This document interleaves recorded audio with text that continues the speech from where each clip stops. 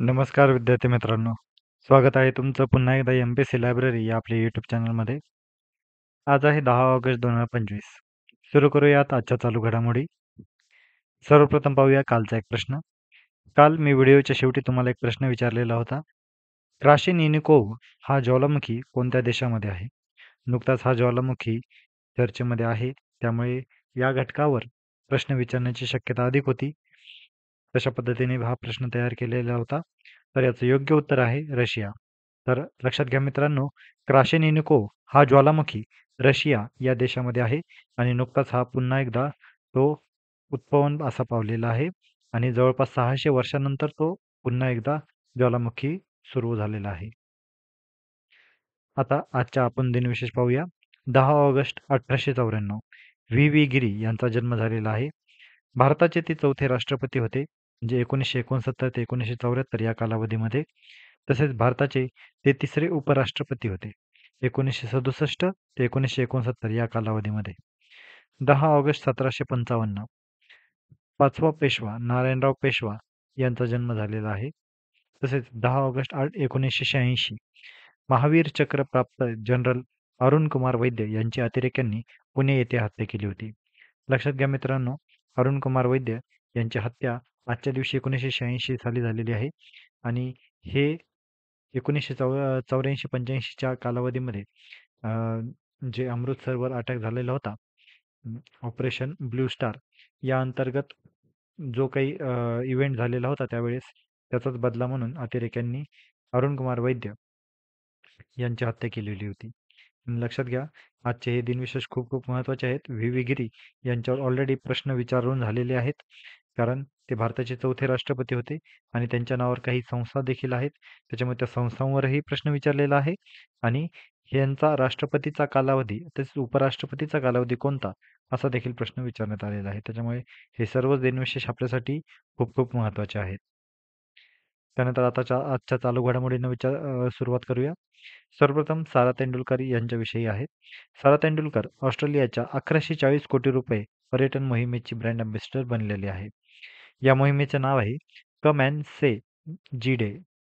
म्हणजेच हा जो करार आहे हा जवळपास 1140 कोटी रुपये इतका झालेला आहे, म्हणजेच $130 मिलियन. सुरुवात याची ऑस्ट्रेलियन पर्यटन विभागाने केलेली आहे. याचा जो उद्देश आहे हा पर्यटकांना ऑस्ट्रेलियाच्या सहलीची योजना करण्यासाठी प्रोत्साहित करणे हा आहे. तर लक्षात घ्या, ऑस्ट्रेलियाच्या पर्यटन मोहिमेचे ब्रँड अँबॅसेडर म्हणून कोण ठरलेले आहे असा पद्धतीचा प्रश्न विचारला जाऊ शकतो. तर हे आपल्याला थोडंसं कन्फ्युजिंग वाटू शकतं, परंतु सारा तेंडुलकर हिला आता ऑस्ट्रेलियाच्या पर्यटन मोहिमेचे ब्रँड अँबॅसेडर बनवण्यात आलेलं आहे. त्यानंतर पुढची महत्त्वाची चालू घडामोडी म्हणजे प्रधानमंत्री एकता मॉल्स. 27 राज्यामध्ये आता नुकतेच प्रधानमंत्री एकता मॉल्स उभारण्यास मान्यता मिळालेली आहे. भारत सरकारने one district one product ODOP या उपक्रमांतर्गत हे मॉल्स आता उभारण्यात येणार आहेत. या योजनेसाठी 4,796 इतके कोटी रुपये म्हणजे 4,796 कोटी रुपये मंजूर झालेले आहेत. याचा उद्देश स्थानिक उत्पादने, GI टॅग असलेली उत्पादने आणि हस्तकला यांना प्रोत्साहन देण्यासाठी रिटेल जागा उपलब्ध करून देणे हा होता. तसेच स्थानिक रोजगार वाढवणे हा देखील यामागचा उद्देश आहे. यामध्ये महाराष्ट्राला 195.14 कोटी रुपये इतके मंजूर झालेले आहेत. महाराष्ट्रातील प्रत्येक जिल्ह्यासाठी एक वेगळा पदार्थ आहे. त्यातील उदाहरण म्हणून सांगायचं झालं तर पुण्यातील टोमॅटो आधारित उत्पादने ही पुण्याची खासियत आहे. अशाच पद्धतीने प्रत्येक जिल्ह्याची एक नवीन एक खासियत असणार आहे आणि या अंतर्गत आता प्रधानमंत्री एकता मॉल्स उभारण्यात येणार आहेत. लक्षात घ्या, भारत सरकारची योजनेचं नाव आहे वन डिस्ट्रिक्ट वन प्रोडक्ट. या उपक्रमाअंतर्गत प्रधानमंत्री एकता मॉल्स उभारण्यात येणार आहे. त्यानंतर एक पुस्तक चर्चेमध्ये आहे आणि बुक्स या घटकावर देखील आयोग वारंवार प्रश्न देखील विचारतो. तर एक नवीन पुस्तक आता नुकतेच पब्लिश झालेले आहे. पुस्तकाचं नाव आहे द राईज ऑफ हिटमॅन आणि हे पुस्तक आता नुकतेच प्रकाशित झालेलं असून या पुस्तकाचे लेखक आहेत आर. कौशिक. कर्णधार रोहित शर्माच्या जीवनावर हे पुस्तक आधारित असून याचे पब्लिकेशन आहे रुपया पब्लिकेशन. आता नुकतेच काही खेळाडूंची काही पुस्तके चर्चेमध्ये देखील आहेत. तर या पुस्तकांवर आधारित आपण प्रश्न देखील विचारलेले आहेत. त्यामुळे आपल्याला ते पुस्तक आणि त्यांचे लेखक हे यांच्या जोड्या माहिती असणं गरजेचं आहे. एकदा आपण त्याचा थोडक्यात आढावा घेऊया. माइंड मास्टर हे पुस्तक आहे Viswanathan Anand. The test of my life पुस्तक आहे Yuvraj Singh. All round view हे पुस्तक आहे इम्रान खान. कॉन्ट्रोव्हर्शियली युअर्स हे पुस्तक आहे Shoaib Akhtar. Faster than lightning my story हे पुस्तक आहे Usain Bolt. No limits the will to succeed हे पुस्तक आहे Michael Phelps. Rafa my story हे पुस्तक आहे Rafael Nadal. Undisputed truth my autobiography हे पुस्तक आहे Mike Tyson. One century is not enough हे पुस्तक आहे सौरव गांगुली.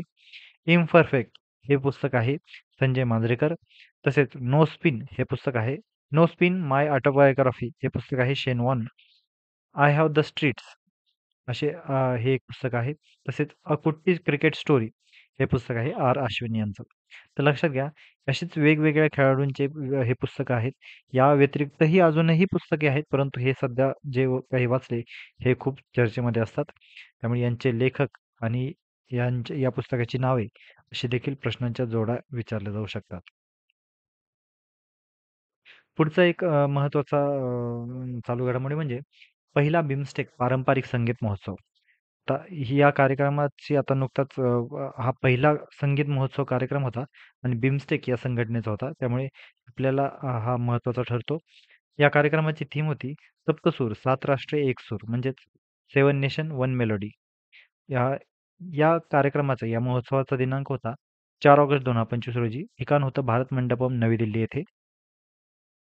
याचं उद्घाटन भारताचे परराष्ट्र मंत्री डॉक्टर एस जयशंकर यांनी केलेलं होतं. याचं आयोजन केलं होतं भारतीय सांस्कृतिक संबंध परिषद ICCR आणि या कार्यक्रमाची घोषणा केली होती पंतप्रधान नरेंद्र मोदी यांनी 6व्या बिमस्टेक परिषदे म्हणजेच मागील वर्षी थायलंड येथे जी परिषद झालेली होती या कार्यक्रमामध्ये याचं घोषणा केलेली गेली होती. यामध्ये सहभागी जे देश आहेत ते आहेत भारत, बांगलादेश, भूतान, म्यानमार, नेपाळ, श्रीलंका आणि थायलंड. तर लक्षात घ्या बिमस्टेक ही संघटना आपल्यासाठी महत्त्वाची आहे. या संघटनेवर आधारित आपण आगामी काळामध्ये माहिती पाहूच या. परंतु यामध्ये एक पहिल्यांदा संगीत महोत्सव या बिमस्टेक या संघटनेमार्फत आयोजित केलेला आहे. त्यामुळे आपल्याला यावर प्रश्न विचारला जाऊ शकतो. आपल्याला याची माहिती असणं खूप खूप गरजेचं आहे. तर या होत्या आजच्या चालू घडामोडी.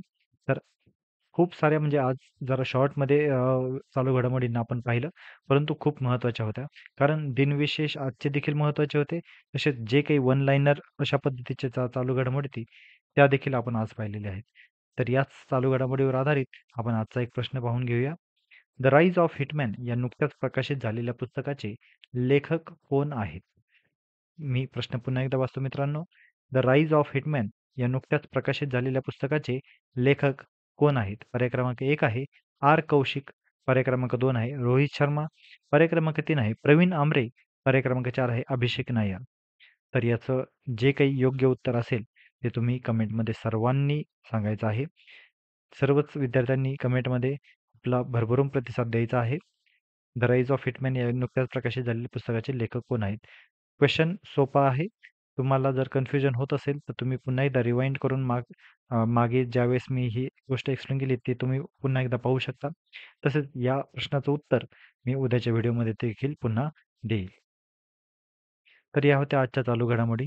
तर अशाच अधिकाधिक इन्फॉर्मेटिव्ह कंटेंटसाठी आमच्या MPSC लायब्ररी या यूट्यूब चॅनलला फॉलो करायला विसरू नका.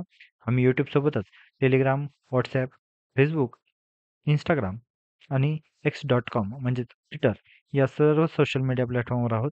तर या सर्वच ठिकाणी आम्हाला फॉलो करायला विसरू नका. तसेच यूट्यूब चॅनलला आमच्या सबस्क्राईब करायला अजिबात विसरू नका. धन्यवाद.